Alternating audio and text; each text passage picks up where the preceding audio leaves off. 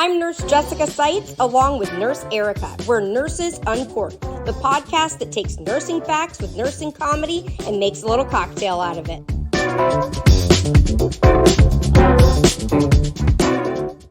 Welcome back to Nurses Uncorked.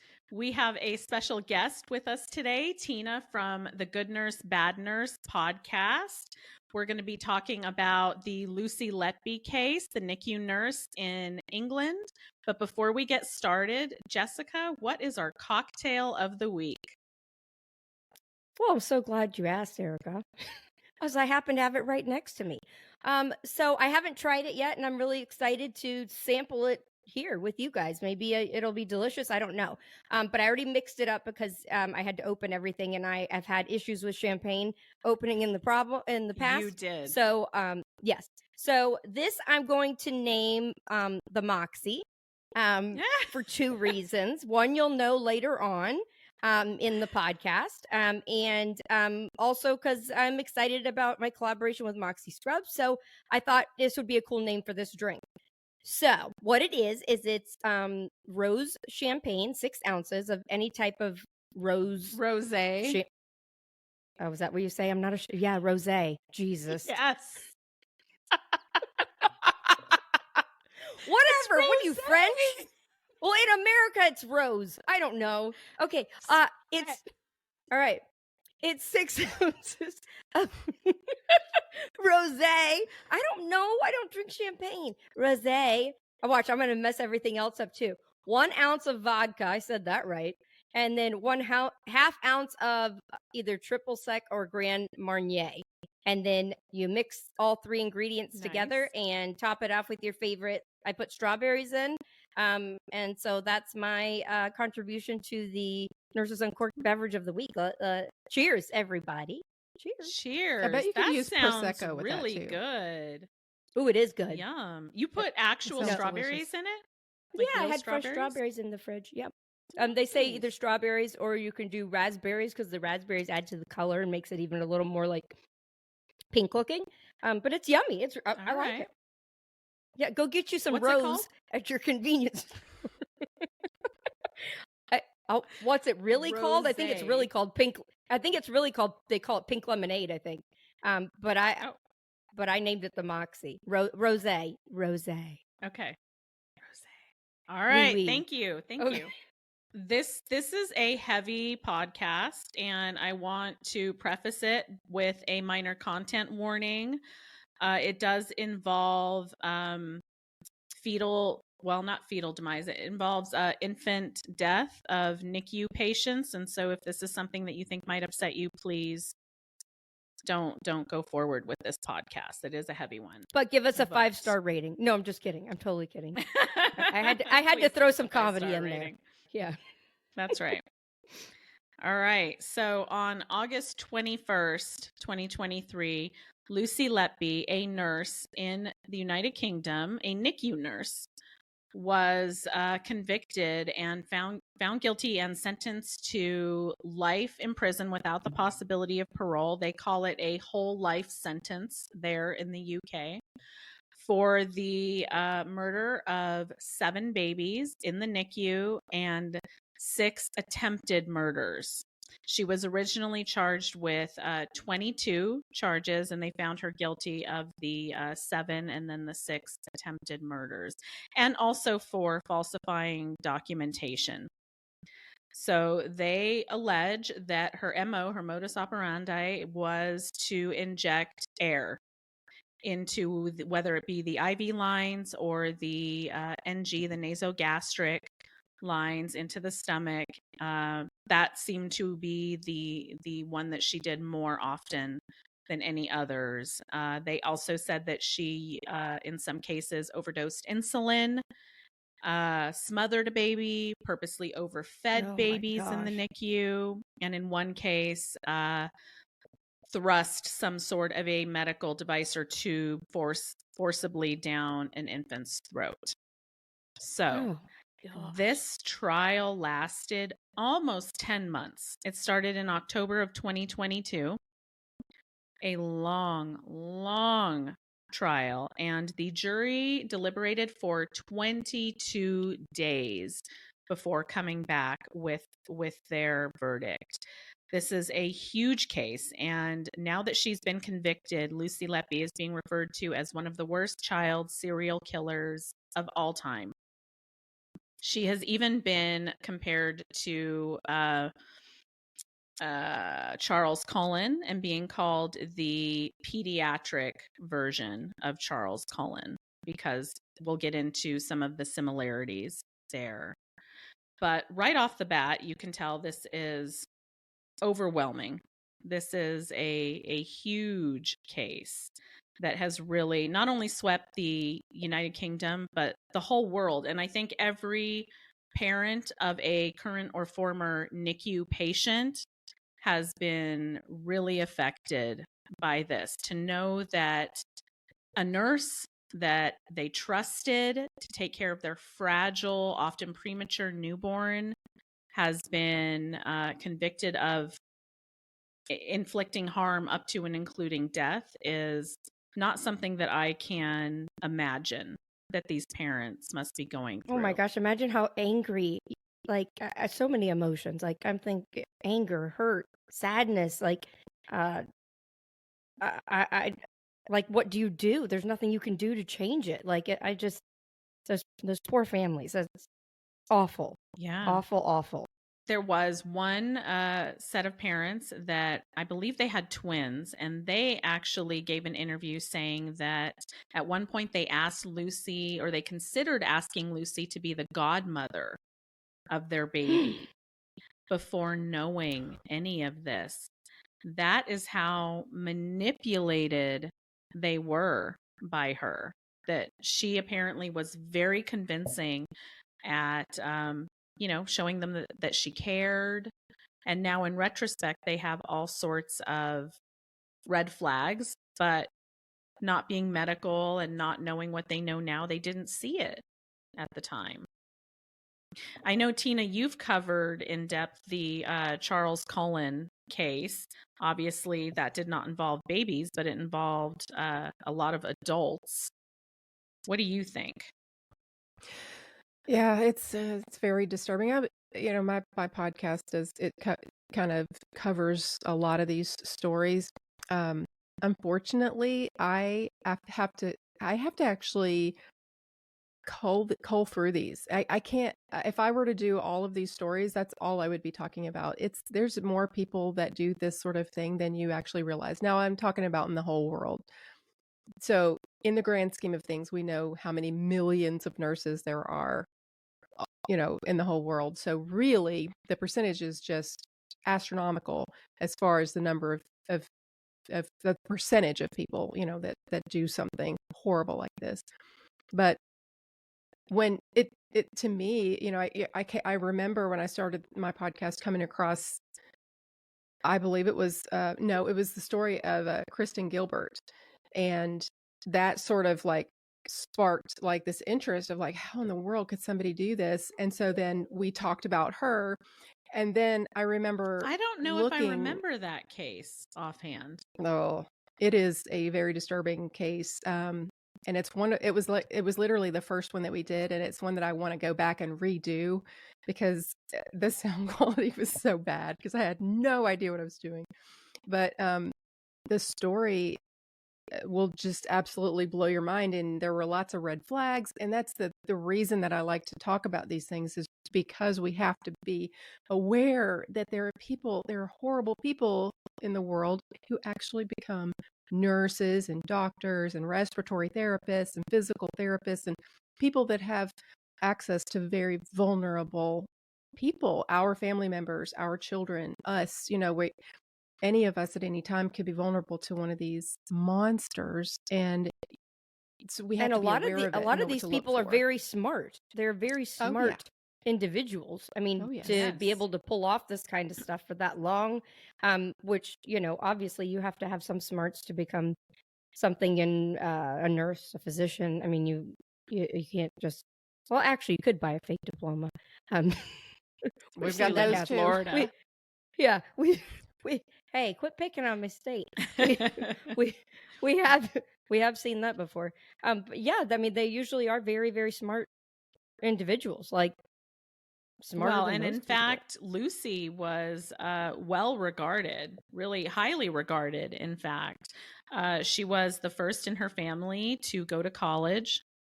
Her parents were extremely proud of her. She's an only child. They even took out I believe it was a full page ad in the local newspaper when she graduated from nursing school. They were so very proud of her. She started out as a nurse in 2011 in a newborn nursery, so a lower level of care, level 3, 4 there. They called it a qualified nurse band 5, which, it's a little different than here in the US. And eventually went on and had 6 more months of specialty training so that she could take care of the really high acuity NICU infants. And so in 2015, she started taking care of level 2 NICU patients, which I believe is the second highest there. And that basically means anything 27 weeks gestation and above that she was able to take care of. She was well regarded by doctors. They said that they felt comfortable knowing that they were leaving the patients in her hands because she was very meticulous, detail oriented. Her coworkers said that she was extremely compassionate and caring. Parents said that she clearly was she herself would be heartbroken if something happened to an infant. She would often reach out to parents over, say, Facebook or social media, which to me as a nurse, That's hearing that, I'm like, that's not appropriate. I feel strongly about that. I will never do that. I shouldn't say never. I did finally friend one former patient, but it was a pediatric patient. It was well after they had turned 18 and after they had been requesting me for a long time that I was close to. But in general, I would never reach out to patients or family members. I think there's always some exception or something here or there that you can't always say never. But if she was doing this Right. frequently, that's a little bit, to me, a little bit odd. Maybe they do seems things like different in the UK. I don't know. Yeah, we're not as familiar with their regulations and laws there, but one of the parents did say that she would send them pictures overnight when they would finally go home for the night. Now I don't know if this was on her personal cell phone, because then that's a whole other issue with HIPAA, but she would send them pictures of the infant without their oxygen tubing or mask. I'm not sure what that patient was on. And they would question it and say, where is, the oxygen? And she would say, oh, I thought that you would just really appreciate a picture of your baby without any of the, tubing there. And they thought that was really nice at the time. And she did this. It does actually sound nice. Like, I mean, if they're doing a quick change to a and non-medical changing things out, person. I mean, but yeah, but in how reality, long was the kid in the NICU, off of that? Yeah, you do that so quick. You have another person there standing by so that it's just like boom, boom. You're not leaving them off for long enough to pick up you're a not phone doing and like a take a JCPenney picture. photo shoot. Right? Right. Yeah, and she did this, I believe, 3 times with just one set of parents that she would send pictures without the oxygen. And so they said now, knowing what they know, looking back, they can't even appreciate that picture because they know that she was putting their infant at risk. I'm sure that the infant was desaturating inevitably during that time. But at the time, not knowing better, they loved her. She was well regarded by doctors, by fellow nurses, and especially by parents. Well, psychopaths in general are usually very charming. They know how to mirror behaviors and emotions. They don't have the emotions themselves. Like they're not empathetic. They don't know how to feel what you're feeling, but they know how to mirror it. They know how to act the way they see other people acting. And so they can literally come across as someone who is empathetic and who is caring, and because that's just their personality, and it's how scary is that? Don't That they you say have did they people say that out about there Ted who Bundy too? Like Ted Bundy was like a Yes. people Yeah. person, like Yeah. very Right. Yeah. handsome and a people pleaser. Like he was, Charismatic, yeah. I was about to say Jeffrey Dahmer. He was not. often narcissist. I don't think he was that charming, but I know Ted Yeah, I Bundy don't think so. actually was. Yeah. But yeah, that makes Yeah, sense. Like and they just like you're saying, they know what people want to see. But it's kind of creepy. Like now I'm hearing that and I'm thinking like was she enjoying knowing that these kids were sitting there like desatting and that's why she liked sending the pictures? it's hard to say, and it's a very confusing case, and I could see where someone could take a different side of this, but they began being suspicious of her back in 2015. Now, she was arrested 3 times between 2018 and 2020, but she was not charged with anything until 2020. But there were times throughout this over the course of the years where providers, not so much fellow nurses, but providers would become suspicious because she was, by all accounts, the common denominator that was always that was always present during these situations. Sorry, Erica. Lucy was goosey. Lucy Goosey was pregnant constantly. Time for a Sorry, if drink. we don't laugh, we're gonna cry at this story, people. Okay, That's right. Carry on. Yeah. So the doctors would bring forth to management their concerns. Now, in retrospect, again, management seemed to do everything to avoid going to the police. So they would say that typical. Yeah, typical, right? Even here in the US, of course. They would say that they're doing like an internal investigation. At one point they reached out to, I believe it was the Royal College of Nursing, which is like the union there that this falls under, to do an investigation. Literally anybody but the police, right? They had all these investigations. And at one point they did remove her from bedside. They put her in a clerical position, but according to Lucy, when she testified, she said that what she was told was there was, this uptick in infant mortality rates, and the way that they were investigating it was to like look into nurses' competencies, and they were starting with her. And so in order to do that, they had to remove her from the bedside.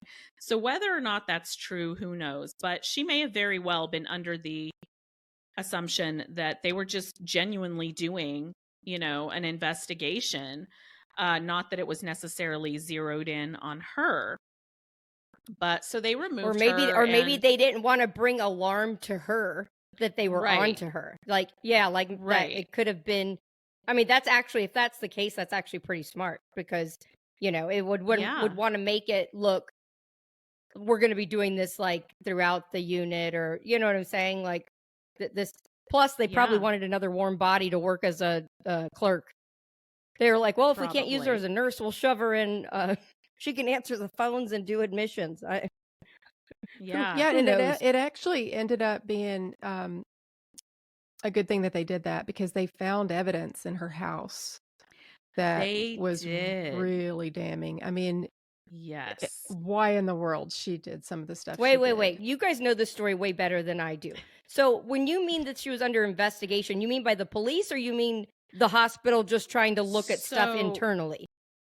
It started with the hospital internally, because again, they wanted to avoid getting any police involved. They didn't want the bad press or the responsibility, essentially. And so they took her away from bedside. Then they put her back for a period of time. Not only did they put her back, but they made the doctors write an apology letter to her, which is outrageous to me. Yeah, and one of the doctors gave an interview saying like, yeah, we felt forced to do that. And so we wrote, I don't know exactly what their verbiage was, but basically it was not, we're so sorry, we blamed you. It was like, we acknowledge that you have been put through some things, something to like, they didn't want to come right out and say that because they still had suspicions about her. So this went on from like 2018 to 2020. Finally, in 2020, with the third arrest, she was charged formally. And at that point, they searched her house and they found a combination of diaries and like Post-it notes and little notes that said different things like, I am evil, I don't deserve to live, I killed them on purpose because I wasn't good enough to care for them, I'm a horrible, evil person, I'm evil, I did this, no one will ever understand this, I want someone to help me, but they can't, so what's the point in asking? This needs to be a movie. This is probably going to end up being a movie. Seriously. Like, I'm sure Netflix will make a movie. I would think so. Yeah. That is just I mean, obviously like she was having an internal conflict struggle with her. Yeah, like knowing that she was wrong but still not being able to stop doing what she was doing. And almost, if you're writing it down, I think that she wanted it out at some point. I mean, it almost seemed like she wanted to get caught. Yeah. You would and that think, has been brought up by one of the investigators. Did she want to get caught? Who knows? She has maintained her innocence throughout this entire thing. She has never admitted to a single thing. And when they questioned her on the stand, because she did testify in her trial, her attorney asked her, like, why did you write these things? He went through each individual quote that she wrote. And her general explanation was that she was so worried that she may have done something wrong because they presented it to her as, this high infant mortality rate, we have to check competencies. So maybe I did something wrong unintentionally, unbeknownst to me. So she felt so guilty that she wrote these things. That's kind of how she spun it. Yeah. Okay. I don't know how else she would. I mean, I'm sure her attorney said, you better come up with some way to have an answer for this. Otherwise, there's, you don't even stand a chance. But I don't care how incompetent you feel, or if you feel like there's a chance I could have made lots of mistakes that led to these babies' deaths. I don't think you would say I am evil. Yeah. That's not evil. Being incompetent is not evil. Who would call themselves evil because they made it? No, stupid? Absolutely.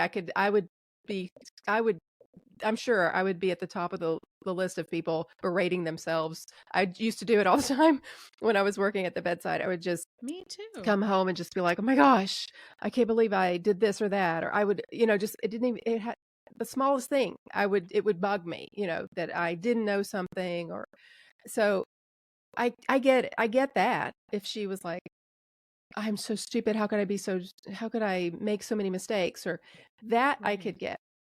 But there was nothing about that. She didn't say anything in any of those writings. There was nothing said about her competence, her intelligence, her lack of skills or mistakes, errors, nothing. Right. How could she not say something about that if that was the case? Yeah. Now, the motive that the prosecutors have put forth for the reason that she may have done these things is a doctor there, which they protected everybody's anonymity in this trial. So none of the doctors' names were used. He was known as Dr. A. Also, none of the babies' names were used. So they have been known as baby A through Q, which gives you an idea of how many there were. That's how many they have actually figured out. But who knows? They didn't necessarily. But yeah, A through Q. Wow, I know that's alarming. And so they hypothesized. And these are suspected things she did, or these were all infant deaths. A through Q. Does anybody know that? A combination, because not all resulted in death, and some of them were like repeat attempts, they say, at murder of the same infant, but individual days and charges, if that makes sense. Oh my gosh. But so the reason that they say she did this was that she was a little bit obsessed with this Dr. A, who was, I assume, a neonatologist there, a married doctor. Now, Lucy herself is single, 33 years old at this point, but she has only ever claimed that they had a friendship. The friendship did go so far, we know from text messages and things, that they would take little trips together to London. They would text each other a lot, especially late at night. And there was a rather kind of damning text message not between the doctor, but between Lucy and one of her nurse colleagues, talking about Dr. A, in which they were talking about going commando. Which Wait a minute. Wait. Hold up the phone. Yeah. Was he? You said he was married? Yes. He is married. Yes. Why was he going to Europe with her? What were they doing? A conference? Well, NICU this is they're already conference? in England. This took place in England. So they were just taking like little day trips into London. Okay. Okay. Well, to do what? And now she says they were The very good friends. horizontal At one point, she mamba? referred to him. Yeah. She refers okay, to him that's a as little her odd. best friend at one point. Oh no. Yeah, no, and so they no. said I that would she not would be okay with this. cause harm.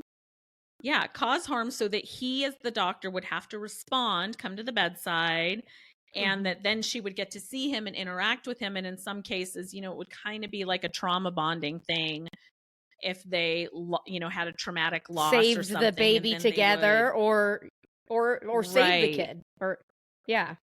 Yeah. That's She odd. discovered yeah. something that was gonna happen, like Yes, maybe like this she is could going be the on, and then- savior. right. Oh, And so no. smart Yes. that she knew, she caught it, before. Yeah, that's what they say. And so Wow. I will say I found it interesting that during this over 9-month trial, she apparently only broke down in tears twice during the trial. Once was when they were talking about her cats. She had 2 cats. Oh my God. Okay. And like they were showing pictures of her home and they talked about her cats. And the other one was when this Dr. A, testified, and she apparently broke down and was sobbing at that point. So, I mean, that to me is a little bit telling, I think that most people assume it was more than a friendship, but she insists that it was only ever a friendship and they were very close. And so that's the motive that has been put forward as to why she might do this. Because, she really doesn't fit the bill, right? And there's actually been people that have brought up the race issue, saying that, look, she doesn't look the type. And that's the reason that she was able to get away with it for so long, for years. And that, perhaps if she was a minority, they would not have let her get away with this for so long. You know what? In the years that I've been doing these stories, and like I said, I have to kind of set them to the side and be like, okay, I'll do that one at some point, because I don't want to do every single week be about nurses killing their patients. That I can remember, I don't remember a Black nurse or any nurse of color killing their patients on purpose. I can't think of one off the top of my head. I can't either off the top of my head, now that you say that, which is telling, right? That's interesting. But All how the many white do we people have are that crazy. are white? Yeah. I mean, it sure looks that way. What the heck? I mean, yeah. Look at school shooters. Look at people who it's true. mass shooters.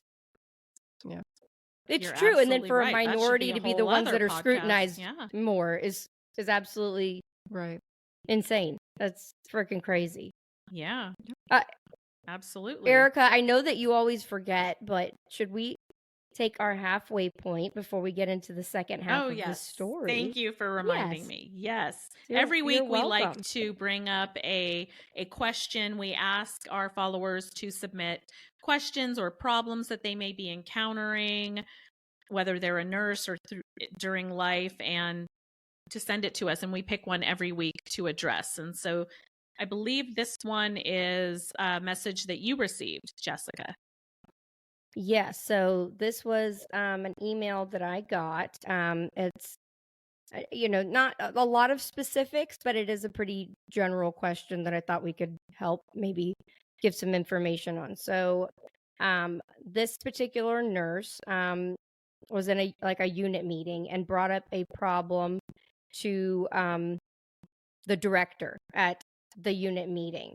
And I don't know exactly what the problem was, but brought up a particular problem, and felt like after this meeting that the problem never really got resolved or really addressed. But then she felt like maybe she was the victim of being targeted, like because she put her voice out there and made this statement or brought it up in group format, that they were kind of scrutinizing her a bit.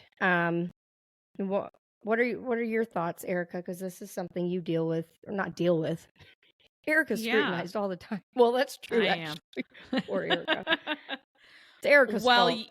It's always Erica's fault, always. Yeah. But you said director, and so my mind immediately went to, what about the manager? Because that is their first, kind of ring in the chain of command, right? Should be. I think that a lot of nurses don't understand this well.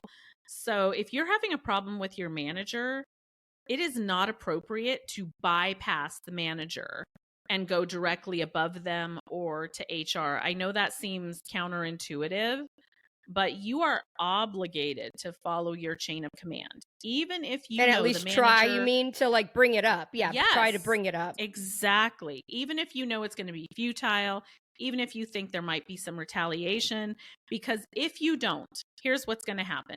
The very first question you're going to get from the person that you went to above your manager or from HR is going to be, did you talk to them about it? Did you tell them what's going on? And then you're going to give them all the excuses, and they're going to say, but how could they rectify it if you never brought it to their attention? And you lose your case right there. It doesn't matter what it's about. Well, and the manager, which I know that this shouldn't be the case, but probably because you went over my head. Like, yes. Instead of coming to me, yes, and you went one step and embarrassed me in front of, especially in a group meeting. Yeah. I mean, I'm not saying what they're doing is right, but that could add fuel to the fire, I guess is what I'm trying to say. Like, you gotta have a problem with me, but when were you going to tell me about it? Like, I totally get what you're saying. Unless we're missing some part of the story, and this person had done it and then figured, well, since nothing's happened. I mean, that could be, but like I said, there's not tons of details in this, but I think you're right in saying that make sure that you're following and know the your right chain ways of command. addressing it. Because saying that you don't know it is not an excuse. It is your responsibility to know your exact chain of command, and it's available We somewhere. all know that we should know that. But you'd be surprised how often they're like, I don't know who's above my manager. I don't know who's above my director. I don't know the exact chain of command. You need to know that, and you need to know that before an incident happens and have it handy so that you can just easily do that and reach out to them. Of course, always with a paper trail. But if you're going to one, you put it in writing, wait a week, give them a week to answer. If they don't answer, forward that to the next person in the chain of command, and so on and so forth. You can go all the way up to the CNO, the CEO, and then you can start CCing HR, but you're still obligated to go through all the steps. Okay, so let's say this girl goofed up, right? Or girl or guy goofed up and didn't do it right. But what's done is done. Now they're being picked on. Their vacations aren't getting approved. They're the first ones that get their lunch cut. And you know that you're being picked on.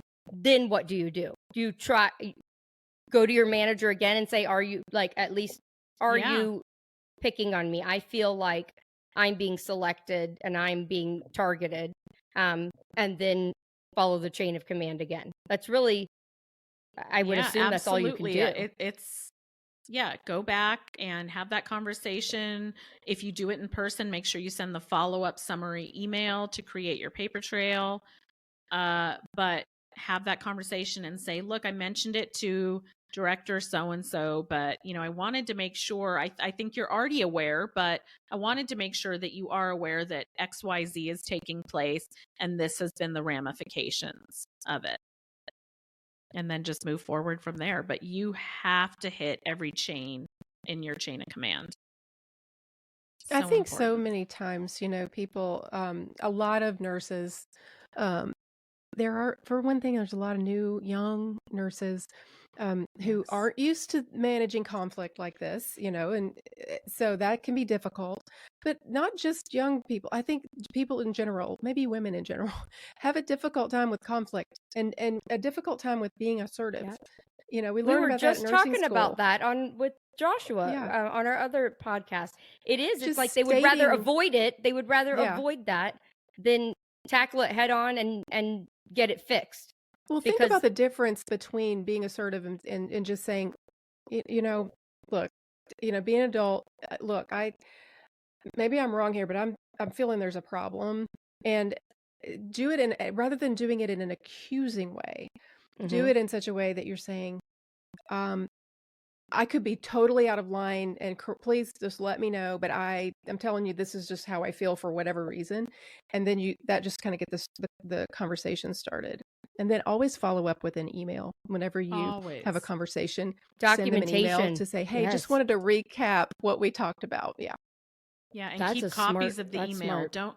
Don't forward it to your home email, because a lot of larger organizations have software that monitors when you're sending it to an outside email. So I always tell people to print it, bring it home, because if God And when forbid in you're doubt, ever, just put some Visine in her coffee, if nothing else works. I'm just kidding. Jessica, you're going to end up on Good Nurse, Bad Nurse as the bad Right? nurse talking like that. Have y'all ever heard that about Visine? If you do that to somebody, it gives them Yes, explosive. I have. You could There's die, I literally think. a I nurse think in you North could- Carolina that did. Are you there's a nurse serious? that did that. She killed her husband with Visine drops. Yep. Shut up. Really? Oh my God. It is. It can be very, very serious. I haven't you heard guys, of all that. joking aside, please do Wow. not use Visine in somebody's coffee. No, don't do or it. 'Cause, anything. look, I already did Yeah. a story about it, and guess what? She got caught. She's in prison. That's Yeah, don't crazy. think Oh you my figured out gosh. Here some. in the U.S.? Do you have an episode on that, Tina, on your show or no? Oh gosh. I do. Oh, I You'll need have to to catch up on Lana. some of your episodes. Wow. That I Lana. want to hear that one, because I've heard that will mess you up. That will mess you up. If you don't die, you're really messed up. That's all I got to say. Yeah. Yeah. So, All right, should getting we get back to Lucy? Yeah. Yeah, Lucy. I found it interesting how many twins and triplets were affected by this. And I don't know if that's because they're just twins and triplets tend to be premature, and so they're going to be in the NICU, or if it's that she was targeting them. But there were several incidents of twins and triplets and in some cases where one survived and the other didn't. Or Oh, the I other was just two about to ask didn't. that. Don't tell me that. She probably did that on Yes. purpose. I know. It's terrible. Oh, It's terrible. that makes me very upset. Almost like that's the ultimate way to hurt somebody. Like, It and is. then not only do you hurt the parents, but that sibling's going to grow up knowing that their For the sibling. rest of their life. Oh, what a. Yeah, I mean, there was that's I believe awful. it was baby number F and L, because again they protected their anonymity, and baby F was a twin of baby E, and this is where the Charles Cullen thing comes in, Tina, and she is accused of pre-injecting one of baby F's bags. So I don't know if that was a feeding, an enteral feeding bag or an IV bag, but she was accused of pre-injecting it with insulin the day before the baby was going to get it, and that whether it was labeled for that baby or that was the only baby that would be getting that on the unit, I don't know. Maybe it was in the But, patient specific bin or something, like already. Maybe. Like and sometimes so they in have that them ready to case, go. I believe. Yeah, I believe baby F died, but the twin baby E survived in that case. But I mean, And for those that don't know Erica, because Cullen MO some people don't know Charles Cullen. Yeah, he was the adult form of the same type of thing, insulin or injecting things into the IV bag that would harm adult patients. So just in case nobody's familiar with what his name was, but that's based on the Good Nurse, right? On Netflix. Yes. The Good Nurse, Bad Nurse, So, which is just the in name case. of Tina's podcast. Yes. I know. It's just so Yeah. crazy how, yeah. But I'm just saying, there's two Netflix shows about that. One is a dramatization and one is more of a documentary about it. I haven't watched the documentary one. I need to. It's good. To see that one. Yeah, it's I watched. really good. I watched the other one with the actors, and which was amazing. I mean, I was really done very well, I think. Yeah, except for the fact that they're always in the dark. That bothers me when I watch medical shows. Why is the med room dark? Why is every room dark? Like, that's just not Maybe they're on night realistic. shift. It's night shift. But they turn the lights down. Not in the I med don't know. Maybe room. it adds to the creepiness. Who knows? The dramatic effect. Yeah. Well, they are now that we have the conviction and sentencing for Lucy Letby, the investigators have said that they are going to go back and investigate upwards of 4,000 infants from 2012 to 2016. Can you imagine just the daunting, this could go on forever. Huge. Yeah. Yeah. And but so imagine how many parents are coming forth and saying, she took care of my kid. Are you sure? Yeah. My kid had a complication. Exactly. Or, yeah, I would want mine, investigated. I would want to know. Yeah. Especially if, they have worsened. I mean, they could be blind from oxygen deprivation, have worse neurological defects. Like, there's all sorts of things that they could come of just, not even just death is what I'm saying. Like, but, things that could happen from her withholding something that the kid needed. Absolutely. This is a mess. Also saying that they're going to turn it on the hospital, because what was the hospital's responsibility in this? You had providers bringing this forward to you for years on and off, and you did everything you can to avoid it going to the police. So what responsibility? That's not right. I don't think that's right. I agree. They need to have some type of responsibility. I don't know what it is, but I'm sorry, that's not right. Just like like we said earlier, all workplace violence against healthcare workers should be reported appropriately, and if necessary, the police need to be involved and press charges. It's that tale as old as time, trying to cover the hospital's ass so that they don't look like they're in a bad light. I mean, that's what they try to avoid at all costs, and that's awful. Yeah. Well, here's the thing that people aren't really so much talking about. I think now that there's a conviction, I don't want to play devil's advocate, but the fact is, nothing that she did was ever witnessed. There was no really. Well, she was slick. Account. She was slick. Yeah. Very careful Of her. She probably knew when people weren't around, and I mean,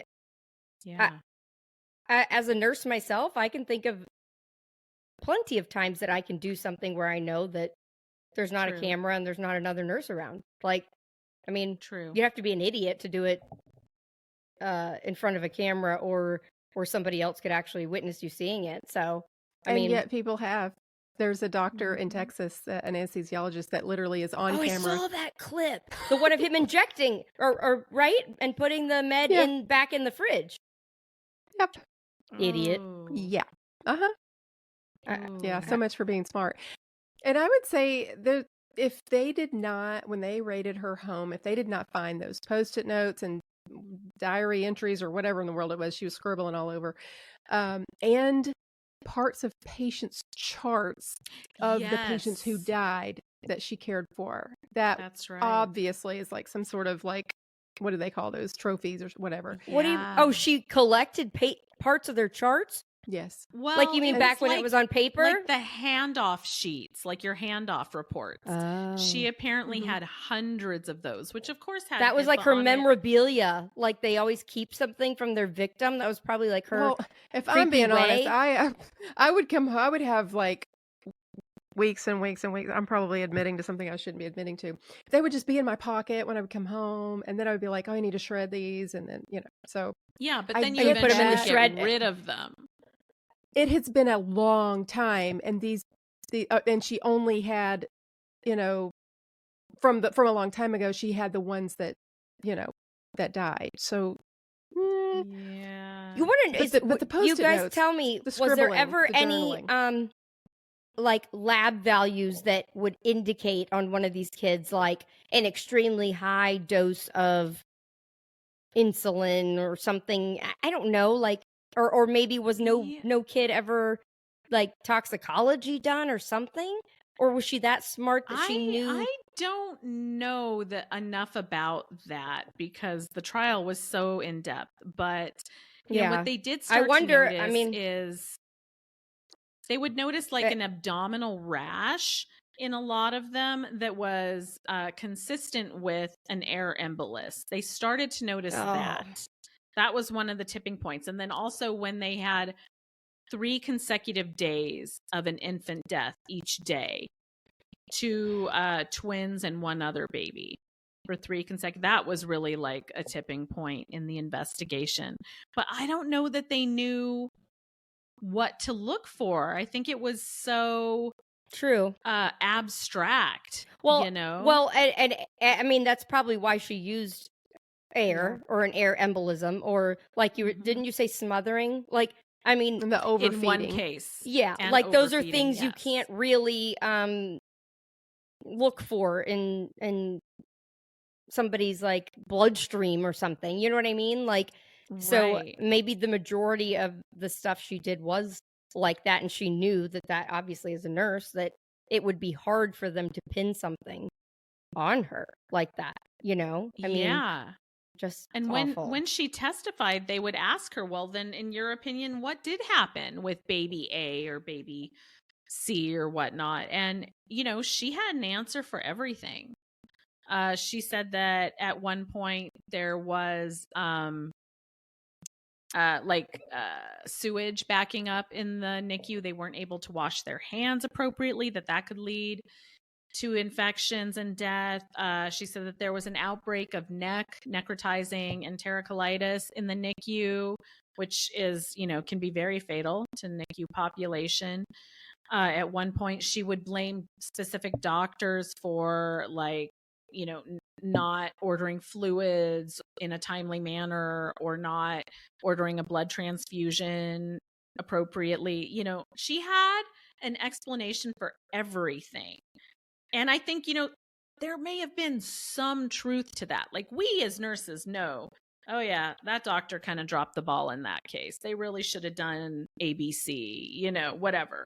There might have been some truth to that, but there's so many cases here that it's hard to argue. Yeah, if you take this one piece of evidence or even a couple pieces and stand alone, probably not enough to convict her. But man, when you pile it all up, that's where reasonable doubt, Well, I it's would like, say too, yeah. upon first hearing, because I really didn't.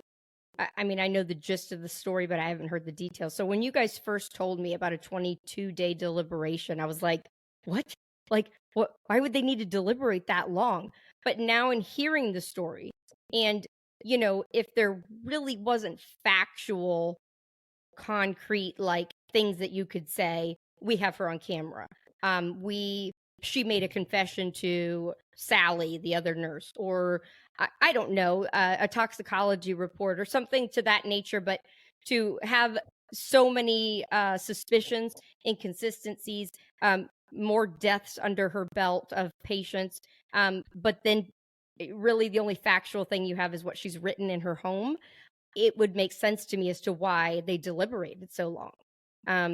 What do you guys just think? so many victims, and the main investigator, the detective, said like this case was so overwhelming, just the sheer volume of it, that they actually had to move into their own building dedicated to just the investigators of this case, and they assigned one investigator to one patient, to one baby, and which I think is brilliant because they weren't allowed to talk to each other about their individual investigation, so that when they did finally come together and present evidence, one of them would say like, yeah, one of them would say, look, it wasn't even Lucy's patient that shift. It was assigned to so-and-so. And then that nurse went on break and Lucy was taking over, and the parents went home for the night, and then this happened.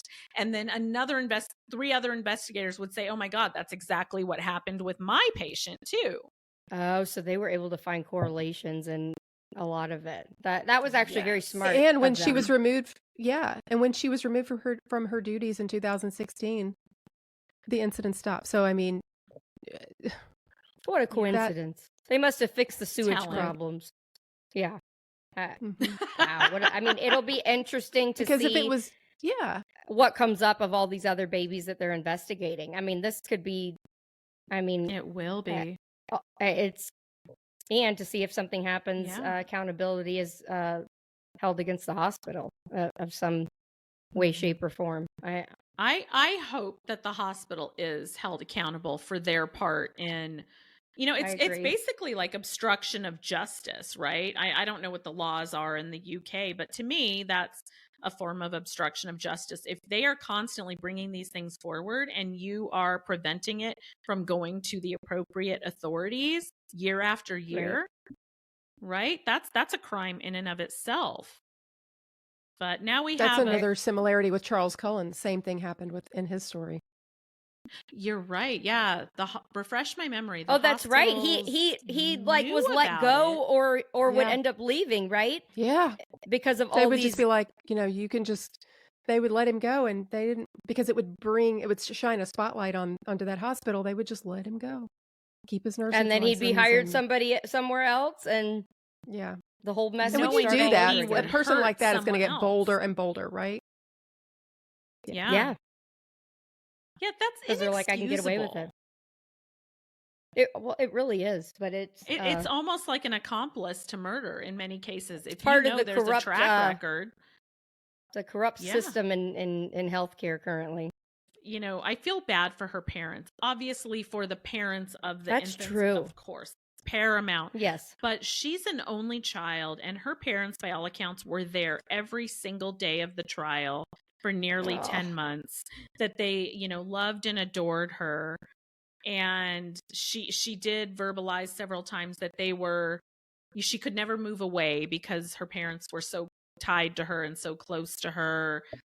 And I can't imagine what her parents are going through.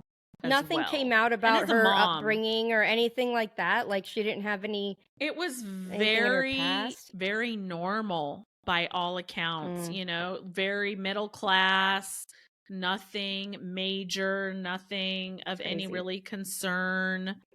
Yeah. And, she's only 33 and she's going to spend the rest, she'll die in prison, right? There's no possibility of parole. And I wonder if she will ever speak or offer more information about this in the years to come.